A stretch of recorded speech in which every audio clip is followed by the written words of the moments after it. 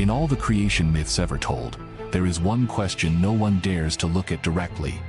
Before the universe was born, when there was nothing, what was that nothing? The Greeks said chaos. The Norse said a void, a frozen gap between ice and fire. But the ancient Egyptians gave a stranger, and far deeper, answer. Water. Still water. Boundless, directionless, eternally motionless water. They called it none. None was not nothingness. It was something more absolute. You couldn't even call it empty, because space itself had not yet appeared.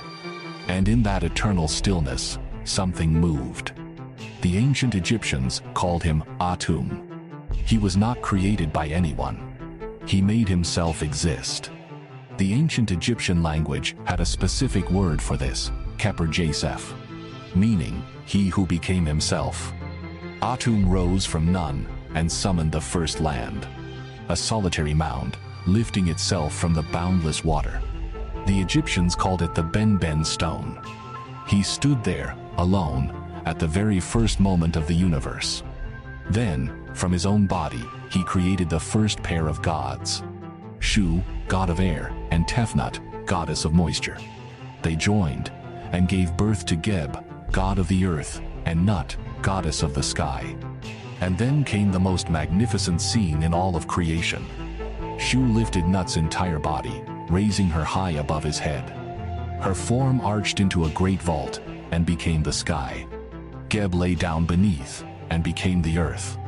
And the sliver of space between sky and earth that became the world where humanity would live.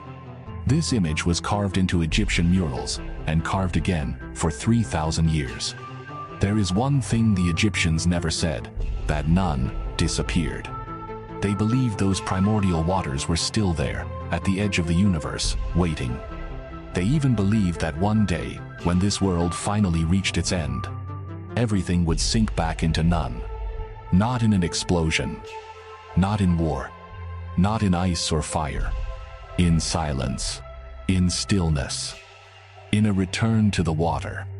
5,000 years ago, these people used this myth to ask a question that physicists today still cannot answer. Before the universe, what was there? Perhaps their answer is closer to the truth than we ever imagined.